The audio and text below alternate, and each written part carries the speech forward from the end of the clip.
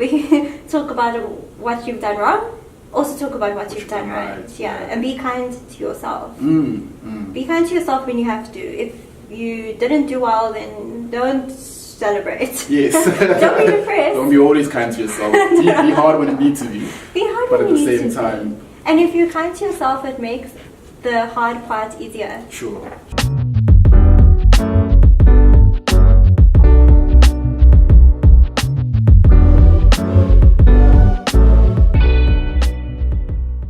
Hey, what's up everybody? My name is Thabo Moloi and welcome to the very first episode of the Ebozi show.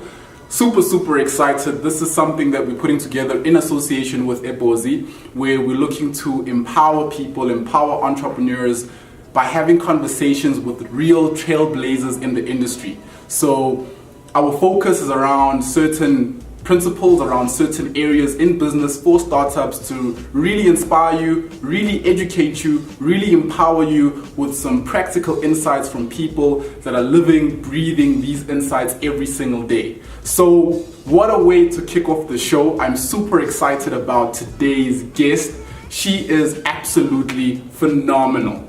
She is super smart. She matriculated from Parktown Girls with distinctions. She then went on to complete a BCom honors degree in marketing, where she graduated cum laude. She started her career in MAC Cosmetics, an international makeup juggernaut. Then she went to work at Unilever, where she was a brand manager across various brands, including Knorr, including Dove, Aromat, Lux, you name it. She's worked on really phenomenal brands. She even worked on the Laurielle Awards, where she was part of the production team. And the Laurielle Awards are arguably one of the biggest awards in when it comes to advertising and marketing communication in Africa and the Middle East. She's got international exposure as well, having spent some time in Singapore for several months there doing amazing work. And when she's not kicking ass being a marketer, she's also into health. She in fact has a higher certificate in physical fitness training, personal training. Might I add, she also got that certificate cum laude, so super intelligent. And she's also in her second year completing her biblical studies at the Baptist Theological College, where she's studying theology, and also has some experience doing private consulting, where she was self-employed, working with startup entrepreneurs, advising them when it comes to marketing, business plans, and the likes. And today, she works at a company called ETG, but she'll tell us more about that. I'm super excited. Ladies and gentlemen, round of applause, well, not a round of applause, but welcome to Laurielle Raman. Laurielle, how are you? I'm good, thanks. I am super excited. An incredible honor. I've known you for a little bit long now. And thank you so much for allowing us to have these conversations with you. Like I said in the intro, these conversations are around helping people get a little bit of an insight. So the work we do is in the townships with a lot of startups, and it's important that they get to hear from people who are living, breathing marketing every day of what it takes, to operate at the level that you operate in.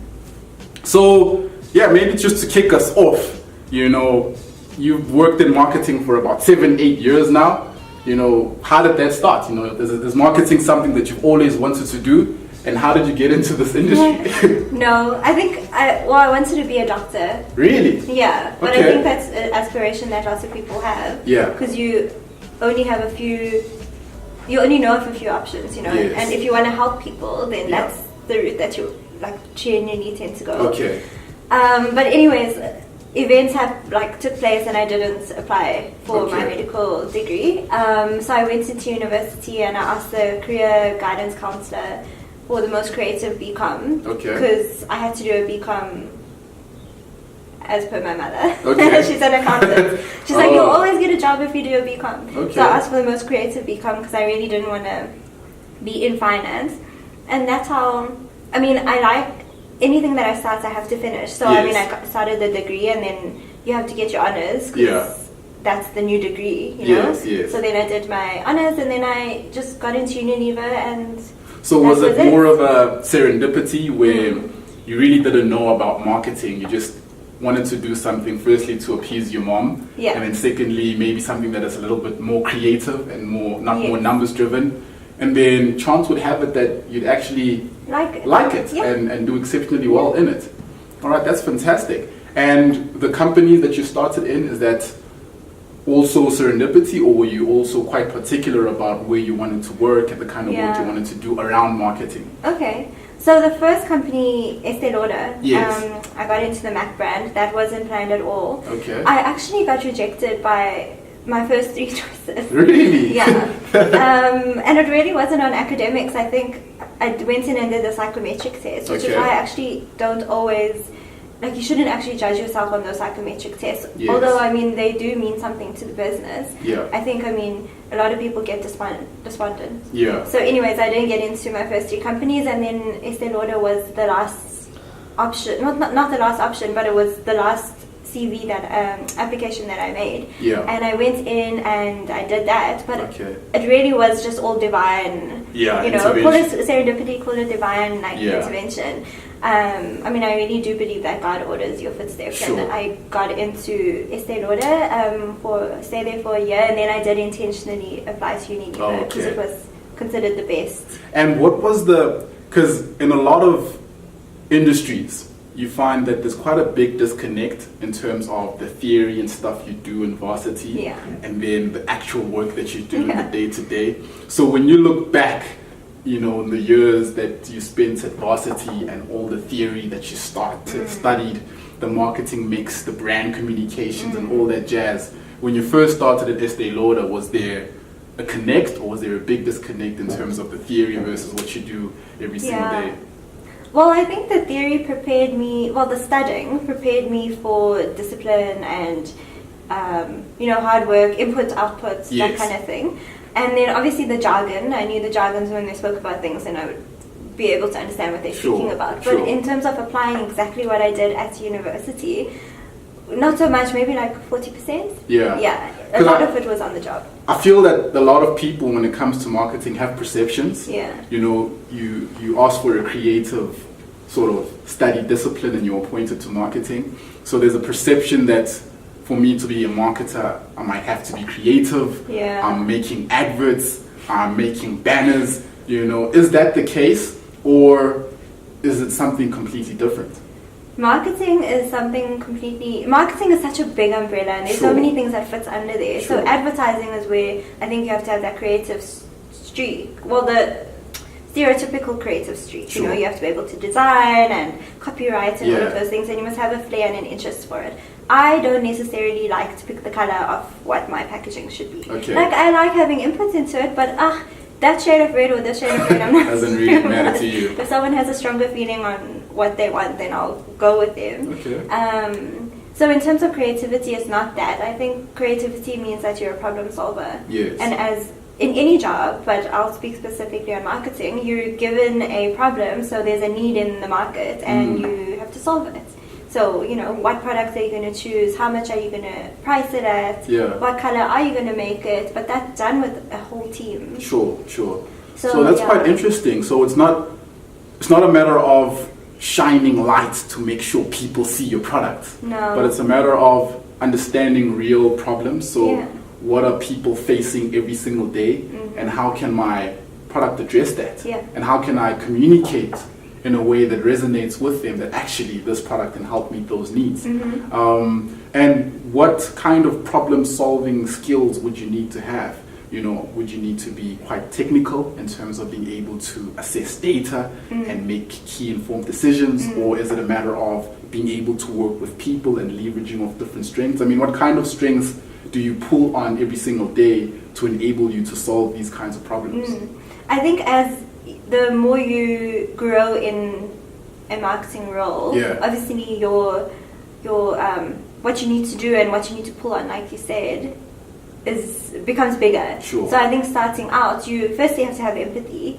I mean, a lot of people want to get into marketing because they like people. Yes. And it seems like you're always with people, but you're not necessarily always talking to people. But you always have to be aware of people, Yes. and you have to be, you know, empathetic Yeah. or sympathetic. Yeah. So that is the first thing. So you must be interested and curious, and you must know what people want and all of those things. Yeah. And then you just have to be on. A big thing is you have to be on trend, I think, and you have to be in the know. So what was applicable 50 years ago may not be applicable now, or it may, you know. Sure. That, and then the data part, I mean, it's very data heavy, I can imagine. but you have to know why you're doing it, which is why I really love working for companies and brands with a purpose. Yes. Because it makes the data diving purposeful. Meaningful, 100%. Yeah. I like the point you touch upon around empathy. Yeah. You know, a lot of the time people get sort of nervous, you know, when you mention these big terms like, you know, marketing, brand building, and they feel like there's certain academic hurdles that are hindering them from being good marketers. But if you're a person that really can feel what people are feeling and speak to that, you stand a better chance of being much more effective in communicating your brand proposition than someone who's just regurgitating a theory from a textbook. But it's a challenge, you know. I found it in my space personally. It's a challenge really trying to connect with people and sort of be in their shoes and see what they see and feel what they feel. How do you do it? You know, how do you see yourself in the eyes of the consumer you want to speak to, or, you know, connect with people internally to connect and utilize their strengths to, you know, grow your brand or becoming, you know, that much more of a stronger marketing person? How do you build your empathy?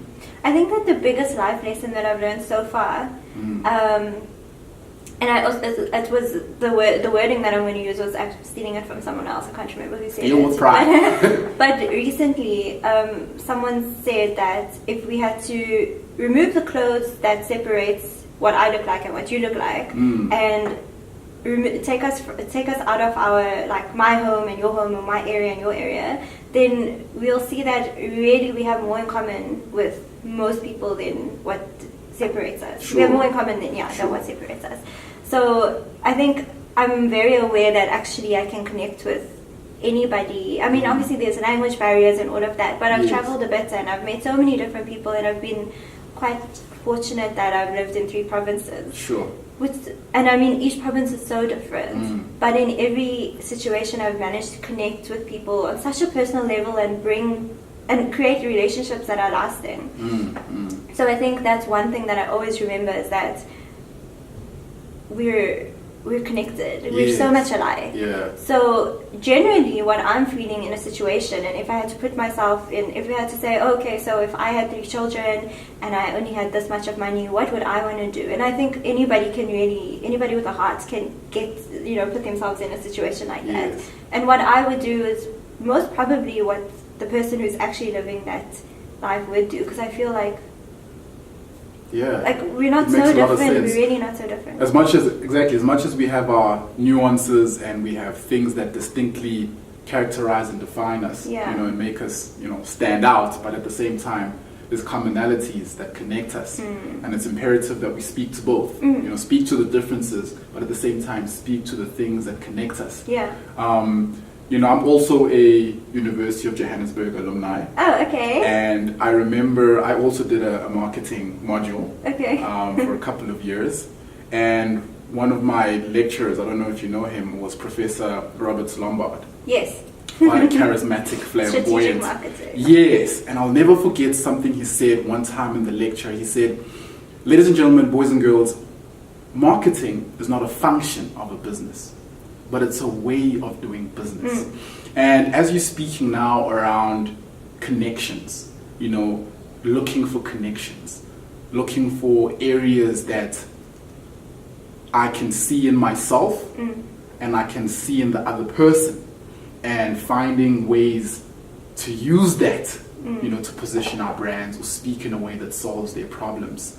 Is that something that you feel like is true? Do you see marketing as maybe a language that businesses should communicate, as opposed to being an isolated function that is responsible for the creative stuff? And if so, how do businesses then operates in a marketing kind of way? What advice would you give them? My CEO in this business now, I really love him. So this isn't traditionally an FMCG. Okay, ETG. ETG. So Okay. ETG is mother brand, and it's a beautiful story because it is a family-owned business, Okay. and they really started trading everything and anything that they could. They're from Kenya. Okay. And in a way, like 50 years later, there's 5 pillars to the business. You know, they trade in cashews, they trade on the stock exchange, they have a logistics business, a farming business, Yeah. or fertilization. And then Vamara, which is what I'm part of, is the FMCG leg, and we are 2 years old, I think. So very new and very different to the rest of the business is Vamara. All right. So everyone in this building is actually trying to understand what is marketing, because like we're doing stuff like this. Yes. And we're carrying product, and you know, like we act flamboyant, which we don't think we do, but apparently we do. But my CEO always says, marketing sets culture. He keeps on reminding the rest of the team that because they're from other industries. Where marketing wasn't the core function. Yes. And so, like, to your question, I do think marketing does set the culture. Marketing sets the whole tone of the business, and it's not necessarily marketing only to own it. I think we can be like the leaders of it, Yes. but every other person should catch on to it, and it becomes the Vamara brand, not necessarily that's the way that marketing functions. You know? Yes. So I think FMCGs and advertising companies, I mean, they naturally will just evolve into whatever everyone is feeling, because they function as a marketing business. But like a bank, for instance, I think is moving much more towards finding out what is our brand purpose, what are the marketing people saying, and then educating the rest of the business on how we are. 100%. Like brand that's so is a very powerful. big thing now. Yeah, Even that's for financial business. 100%. I mean, that's so powerful, and you know, I resonate on many levels with what you're saying. You know, firstly, when you speak about culture, it's something that I also used to take for granted. Yeah. You know, I was very numbers driven when I started out in my career. Started in sales, you know, chasing targets, and I wasn't interested in the airy-fairy stuff. Yeah.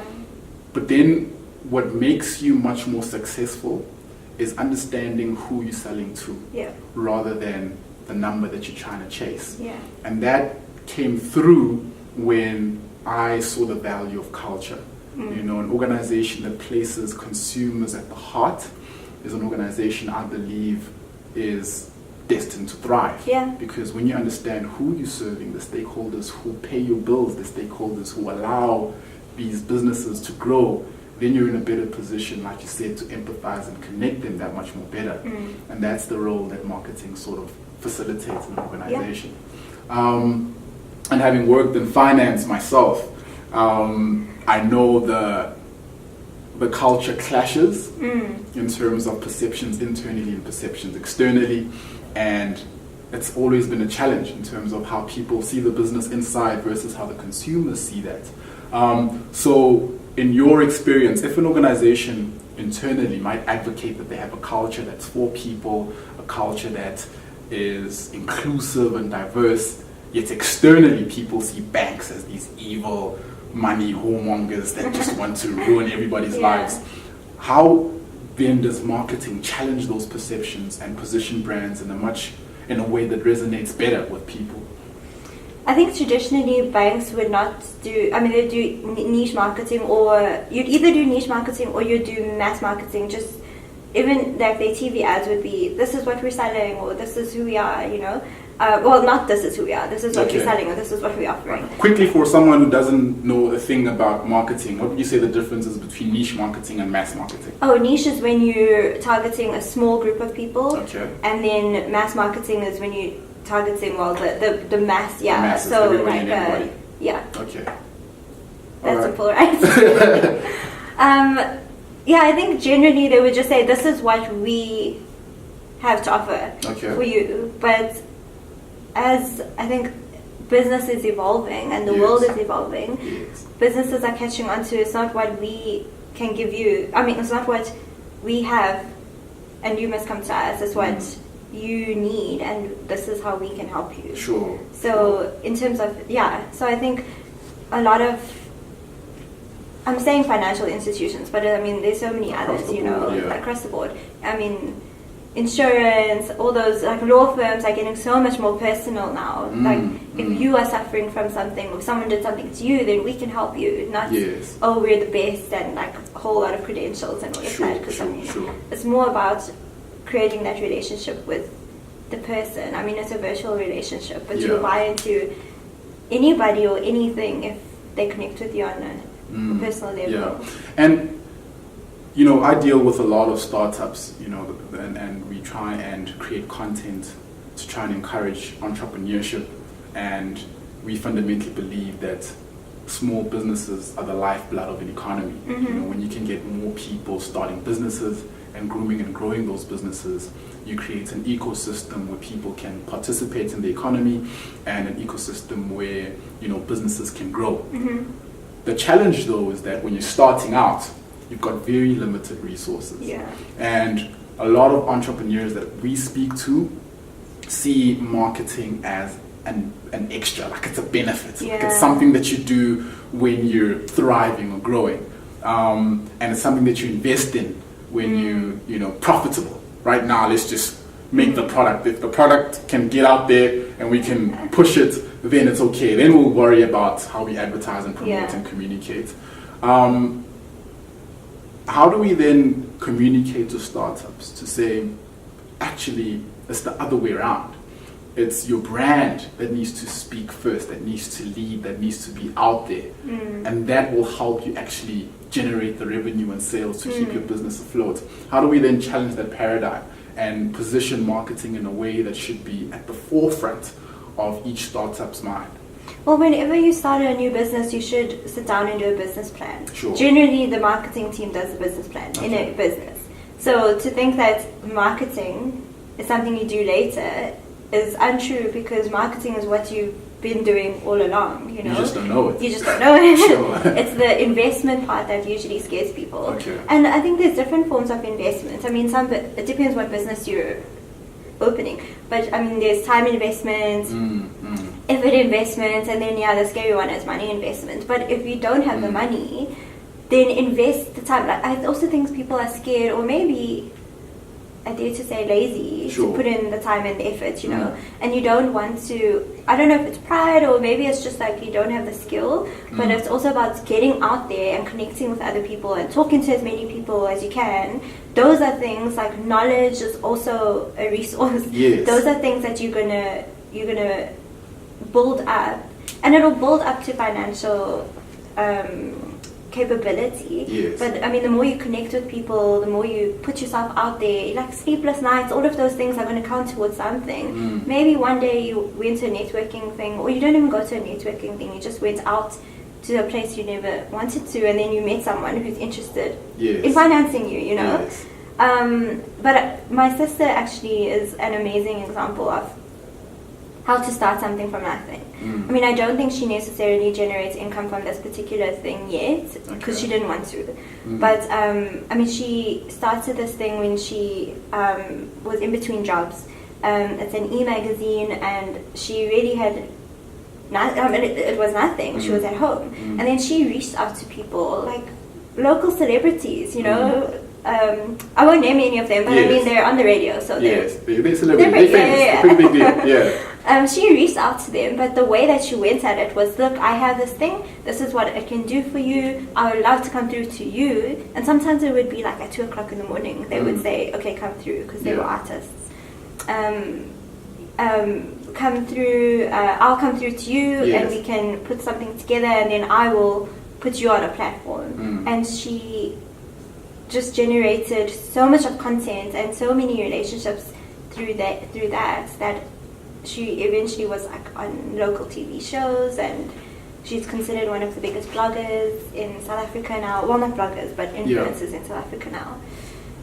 So I mean, that's an example of starting something from nothing, but she really had sleepless nights, Sure. That's I can resonate with that story. Having recently started a business myself, or a couple of businesses, But what I like what you're saying in terms of, it's counterintuitive to say, I'm not going to worry about the money. You know, I'm just going to focus on what I want to do. At the moment, I'm obsessed with Seth Godin.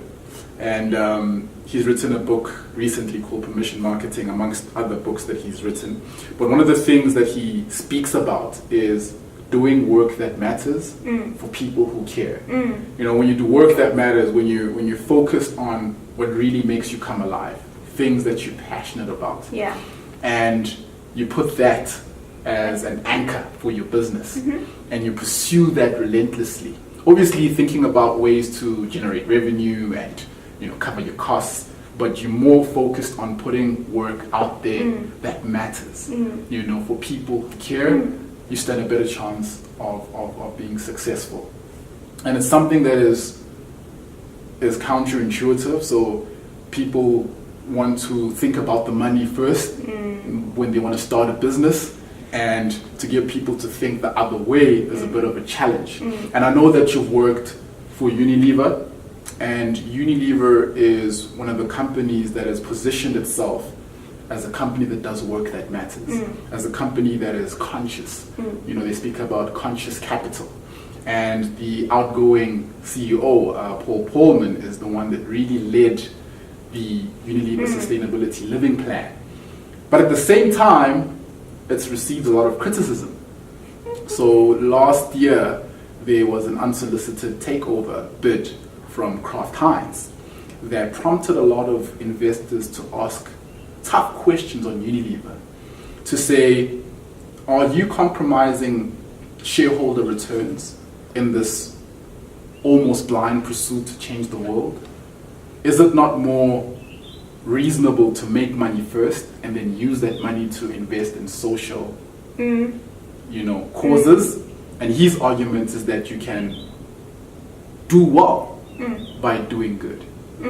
Is that something that you believe in? And how would you advise any business at any level to do well by doing good? And what is the role of marketing in that? I think that, well, we don't start businesses to not make money. Sure. So, you know, at the end of the day, it's a business. At the end of the day, it's a business, and Yeah. you're only going to. So, in like biblical terms, Yes, you are blessed to be a blessing, 100%. right? Yeah. So we use that principle. To whom much is given, much is required. Yes. Yes. So yeah, the bigger, I do agree with his theory. The bigger that you are, how did he word it? The more you can do. Yeah, so he spoke about how you can do well by doing good. And obviously Unilever is in a better position to do that, being one of the world's biggest, you know, consumer goods companies.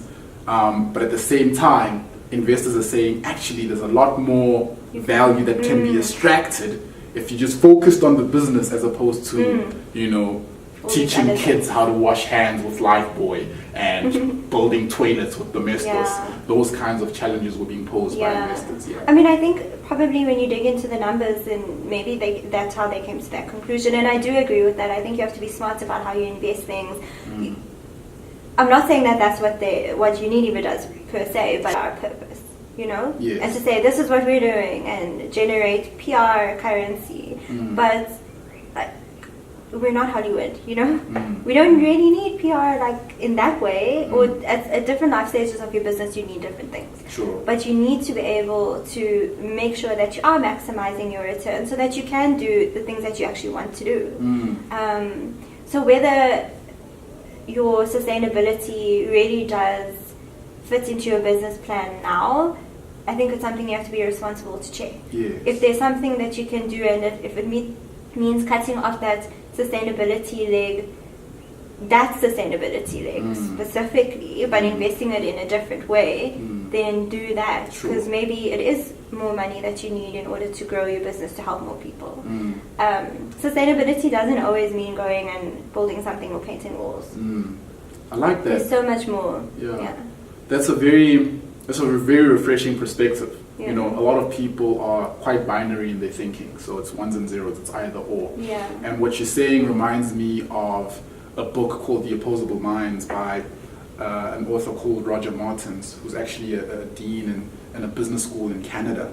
And he challenges, or he proposes this hypothesis of integrative thinking, to be able to hold two thoughts at once and use that to drive your business decisions, to say, actually, it's not a matter of focusing on your returns for shareholders or focusing on sustainability issues. It's a matter of both. Both, yeah. And recently, I was at church as well, so I'm also a believer, and I encourage people to go to church. But recently I was at church, and the pastor spoke quite a profound message around not looking for balance, but looking for rhythm. He says that, as people speak about work-life balance and all that kind of stuff, it doesn't exist. What's important is for you to find your rhythm. Yeah. Find a place for you to dance at work and for you to dance at home. For you to dance with shareholders and for you to dance with the stakeholders that keep your business alive. So I like the way you phrase it, and it makes so much sense, But at the same time, in trying to do what you do, you're always going to make mistakes. Yeah. And that's good. It's good, right? And but some mistakes are big, and some mistakes are costly. Yeah. One example that comes to mind is last year, Dove put an advert on Facebook with their body wash that shows a black lady sort of taking off her clothes and turning into a white lady. Yeah. And there was a lot of backlash from people who perceived that to be racist. Yeah. And Dove went on to apologize, saying that they should have thought it through and they've missed the mark. So in your experience, one, when a brand misses its mark, what learnings should they be taking from that, and how do they move forward? And if you have examples in your personal life where maybe you failed or you've missed the mark, and you can talk us through what you did and how that has shaped your outlook now, I think that would My be personal brand. Yes, your personal brand. Well, two things. On that Dove thing, I had a little bit of undercover insight. Yes, because you worked. I didn't work on Dove, but I have a really Right. good friend who did. Okay. And it was an oversight because they just happened to cut the ad, edit the ad for South Africa with those frames. But there was a longer ad, like an Asian lady was turning into a black lady, and then a black lady was turning into a white lady, and the white lady was turning into like that kind of thing. But they cut it in that, and maybe they cut it because they thought black and white are relevant in South Africa. So we are appealing to two different. But it is a shame. Like it was an oversight, and I think that it is commendable for a brand to not even explain the way that I just explained to you. They didn't say no, but we edited it wrong. It's really good to be like, we missed the mark. Sorry. Yes, and honesty. Yeah, and don't try to make excuses, even though there was a fairly good reason, but it was still an oversight. But anyways, apologize or accept the mistake. I think the bigger the mistake, the bigger the learnings. Yes. If you are willing and humble enough and clever enough to learn from it, then it's all going to be okay. Sure. For me specifically, for my brand, Laurielle, so I got to a place a few years ago where I was getting really frustrated because I felt like I had given so much and put in so much of work, but I wasn't reaping the rewards. And up until that point, when I put in the hard work, I got what I wanted, and all of a sudden life wasn't working out like that, and it was a big life lesson. And I think it also made me quite antagonistic, not antagonistic, very what's the word, negative. And I also found that I think that I find in life, when I'm happy, then I'm able to make the person next to me happy. Yes. But when I'm negative, I also am able to negative. Yes. So I found that I joined a team, and like lovely personalities, always on cloud nine. And the longer I was in that team, the more negative that person was getting as well, and I could recognize it was because of me. So I think the lesson that I learned from that was that life isn't linear. Just because it worked for you at one point doesn't mean it's going to work for you at another point. And there's so many different factors involved. You're never in control of a situation. Yeah. And if I knew that, then I wouldn't have dug myself into such a grave and into a rut like I did. Like, I was really, really, really negative, you know. And I think it impacted the way people were perceiving me to the point where someone even said that I was spreading negative noise. Sure. And that's not really something who you are, I'm like, me? But then when I reflect, I actually kind of was. And I don't think to the extent that they were saying it. Yeah. But the fact that someone could pick up on my negative energy was there. But I think, so I had to first recognize, like, oh, okay, you know, come on, like, pull yourself towards yourself. Yes. You actually are being negative. And then make a corrective action. So I think if you don't make a correction. Yeah. Gosh, I love that so much. Yeah. So many, like, interesting points that you touch on there. One, I'm a big fan of failure. You know, I just love failure, you know, and it's something that I tell myself daily, that failure is so important. And not necessarily your own failure. I mean, your own failures are good, you know, because they build a bit of grit in you. You know, one of my favorite quotes is a quote by the late Muhammad Ali.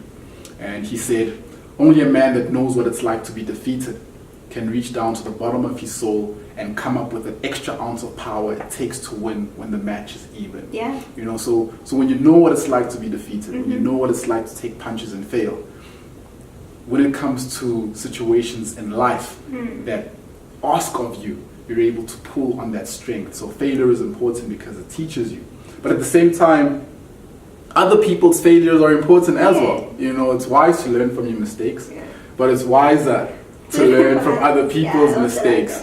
You know, so I always see brands making mistakes and other brands making similar mistakes, and I ask myself, why aren't they learning? You know, so it raises a question of learning, you know, in terms of how do we learn? And how do we get organizations to learn about marketing, to learn about branding, to learn about themselves and how their personal brands that speak out first before whatever product that they're trying to push into market. So that's the first thing, you know, is how do we get organizations to be learning organizations? You know, I always say a learning organization is a growing organization. If you're not learning from yourself and from others, you're flatlining, you know. And secondly, which is, you know, unrelated, you speak about happiness and how happiness spreads. You know, negativity spreads and happiness spreads. And I've just been lately obsessed with happiness. You know, I'm on a drive to really get organizations to take happiness seriously. It's something that you should look for in people. You know, as much as you look for drive, you look for team spirit, you look for capabilities, happiness is something that you should seek to find in people and employ happy people. So one thing I want you to tackle on is one, how would you advise or strategies that you can share that businesses can learn, or marketing people, marketing professionals can inculcate a learning culture where they're learning about themselves in terms of the failures they're making in their personal lives and bringing that in, and also learning from others. And how do we get people to take happiness seriously, you know, and make it something that is of strategic Be seriously happy. happy. Be seriously happy,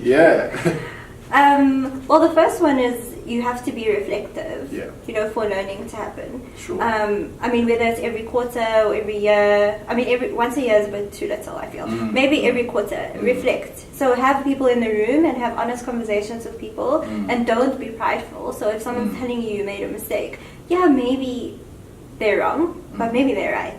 So be reflective, write it down. I don't think it's like, you shouldn't just have a casual conversation, like document stuff.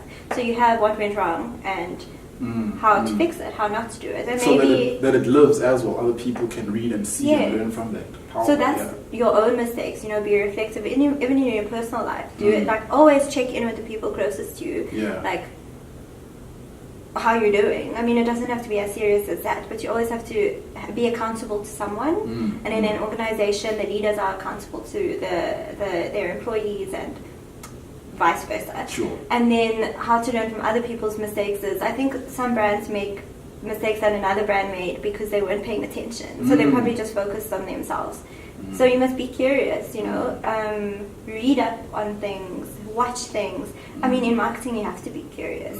If you didn't realize that a big brand made a similar mistake that you're making, it's probably because you didn't know, and then that's why you made the mistake. Because I don't think anyone who knows about someone who made a mistake would willingly. I mean, in your personal capacity, yeah, but in business, it's just silly if you don't. So I think be curious. Yeah. And even in that, like, have a reflective session with agencies or with people around you to say, what have you heard in the market? You know, that kind of thing. Here we always have the newspaper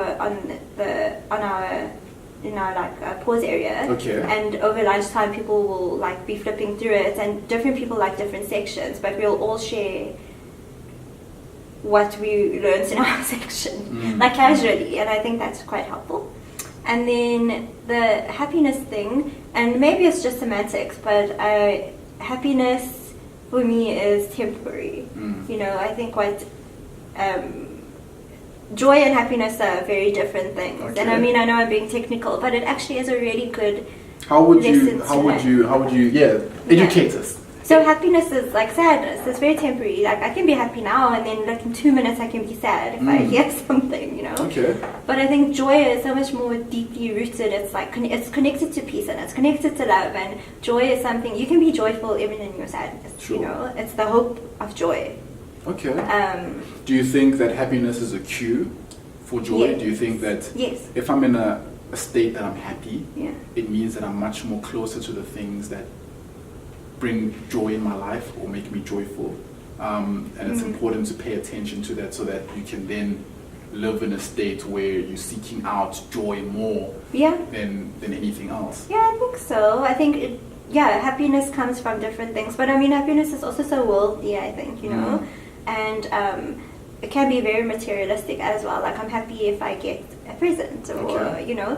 But then joy, I feel like, is more important for employees. I mean, you call it joy or call it happiness, but I think the concept of it you must get right. Joy is when you're employing and looking for people to join your business, then ask them about a struggle that they had and how did they cope with it, and then look at how they came about, you know, getting out of it.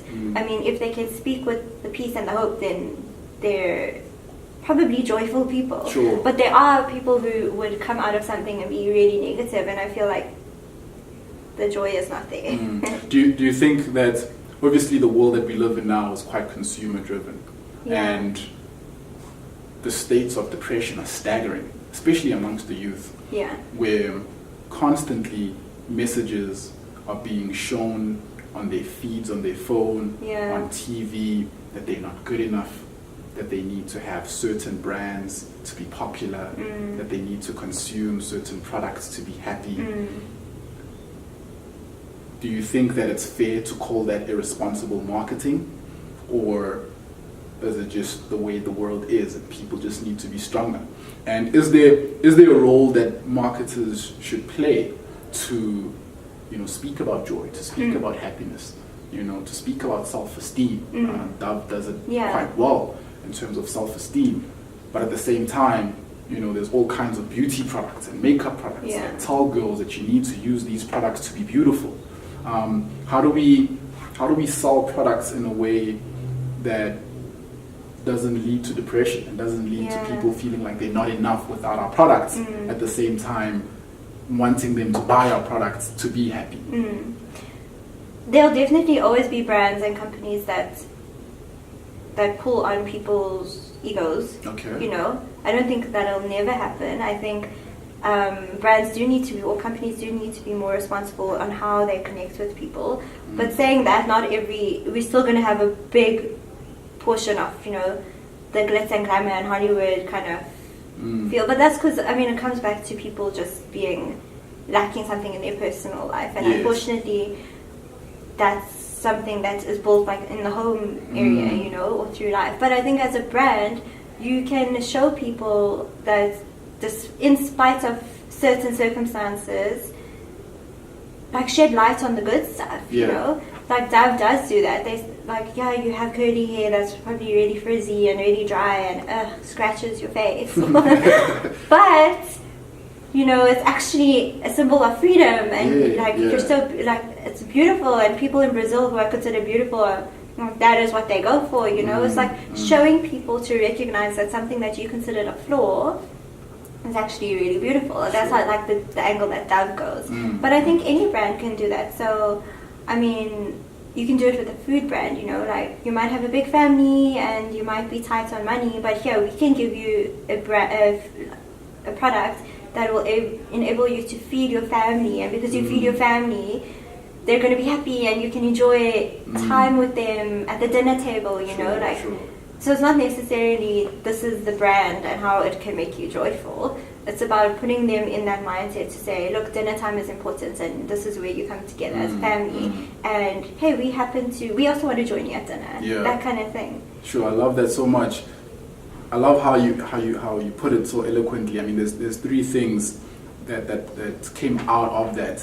You know, the first one is, you know, take care of home before you try and impress the streets. You know, because home, if it's not taken care of, will be quite evident whether you like it or not in the streets. You know, so it's important that understand home, whether it's yourself personally as a marketer or your organization or your department. Understand that before you try and put something out there in the streets. And secondly, that perspective, you know, to say, let's shed lights on one thing from different angles so that people can see the whole picture, because what might look ugly from one angle is actually quite beautiful in the other angle. And I think it's the responsibility of marketers then to shine the light in a way that resonates much more positively and sustainably than in a way that just tries to sell products using people's egos and things that are counterproductive in the long term.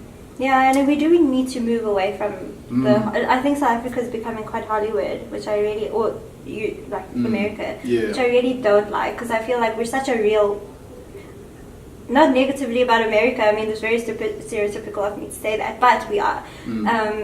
Like South Africa, we're such a real people, you know? Yeah. I mean, we've got like everybody else, we've got our kinks and cracks, you know, but we need to celebrate more what makes us uniquely South African. And even the reality shows on TV, I mean, I'm not the biggest fan of it. I watch the American ones, and I don't, maybe it's hypocritical of me, but I really don't like the fact that we have South African ones. Because I feel like it's making us like, so we're just like the rest of the world. Like, it's not cool. That's not that is not our country. You know, we're so much more like.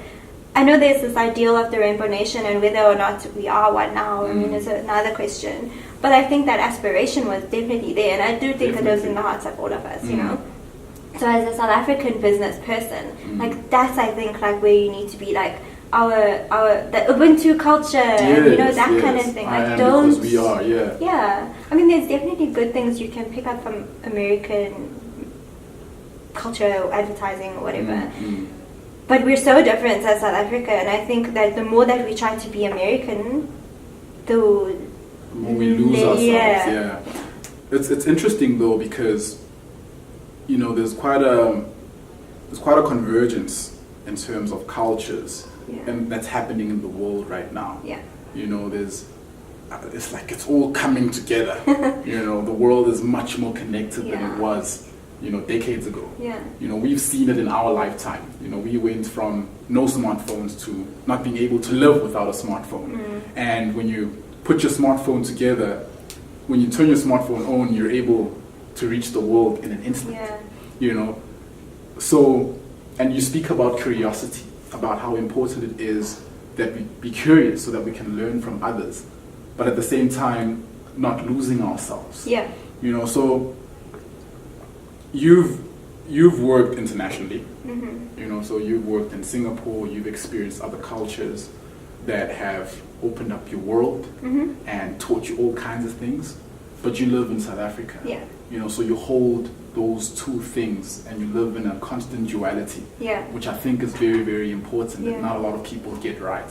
You know, so I want to find out from you is, you know, how can you advise organizations to live in this duality, you know, to always be curious, but at the same time always be true to home and who you are.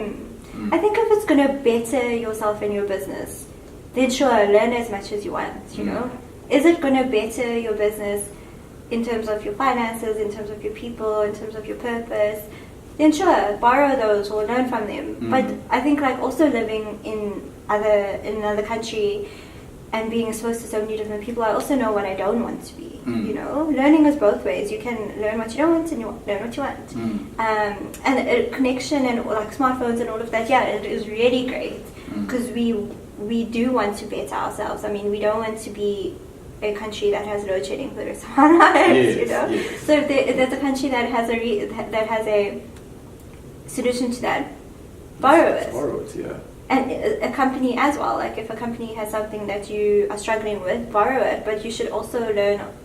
If that same company has something that you don't want, you don't have to take it. So. Yeah, I think I don't know if I answered your question, but it's learning what you want and what you don't want. It makes a lot of sense. This idea of looking to build relationships rather than just transacting. Yeah. You know, so if we're gonna be on the internet and put our brand out there so that we can sell more, that's just transactional. You know, but if we're gonna be out there to hear, to learn, to see, to be curious, so that we can build mutually beneficial relationships, then we can stay true to who we are and at the same time reach a wider audience. Yeah. You know. Lastly, in terms of, you know, a question that I had with regards to you and the work that you've done, you were part of the production team with the Leorie Awards, and the Leorie Awards celebrate great achievers in advertising and brand communication. And for me, just as much as it's important to learn from your failures, which we've spoken about, I think it's also imperative to celebrate your successes.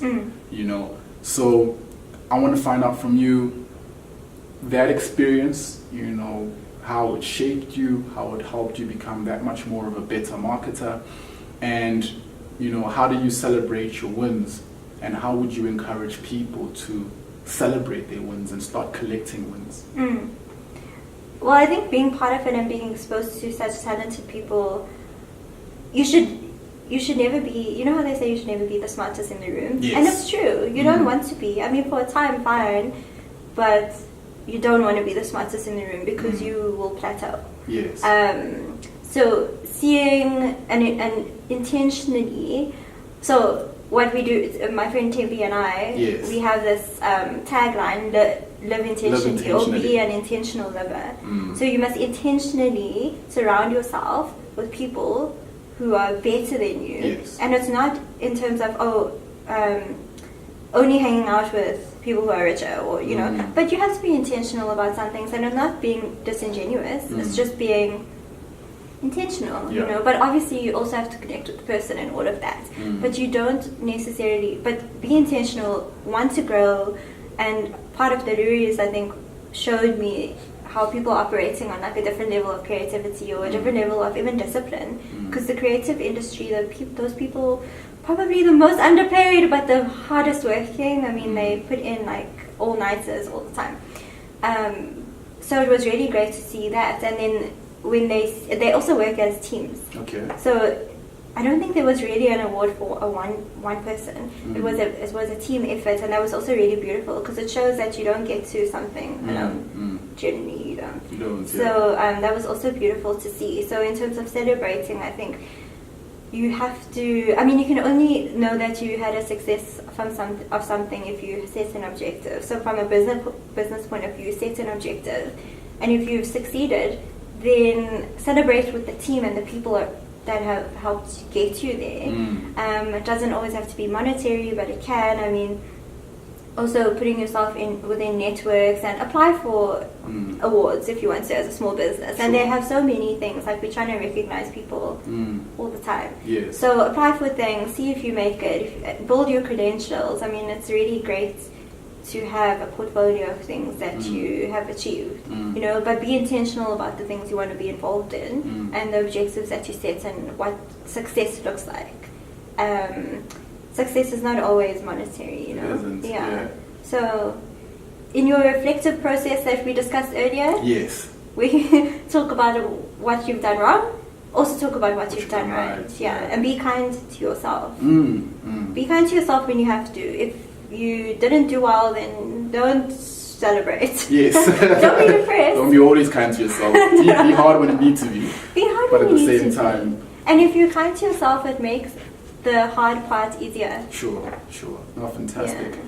Laurielle, for people who want to live intentionally, for people who want to be kinder to themselves, and want to also at the same time, take hard lessons from themselves, for people who are interested to grow and to learn more, and maybe want to reach out to you, or maybe want to, I don't know, follow you on social media, or how do we get more of Laurielle? How do we connect with you? How can people access you?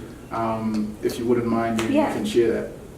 So one of my career or life aspirations is to eventually be not a people builder, but a mentor and a social worker. I forget the name.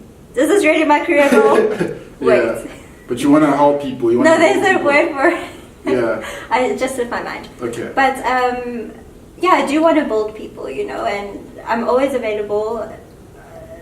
Should I give myself a number out? I don't know. But social media is open, so you can contact me on social media. You can follow my blog.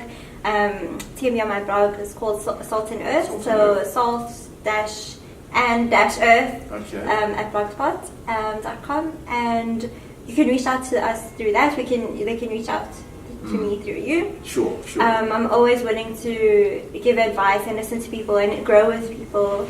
I think we underestimate. I mean, I don't exactly have like millions of followers, on social media, but it doesn't mean. But I also haven't been intentional about doing that. I think when I am, then sure, like it can grow. Yes. But I'm always willing to. I feel like I've got a lot to give and a lot of advice because I've made so many mistakes, and I have a big network of people. So through social media is probably the best way. Yeah. All right. Fantastic, guys.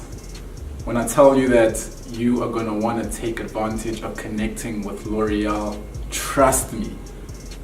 Play this video again. Listen to some of the nuggets that came out of her. She is a wealth of experience, and this will literally change your life. I fundamentally believe it. This hour alone has opened up my world completely, and marketing is such an important aspect of life. Not just of business, how you connect with people, how you learn about people, how you build connections and relationships that position you and brand you is critically imperative.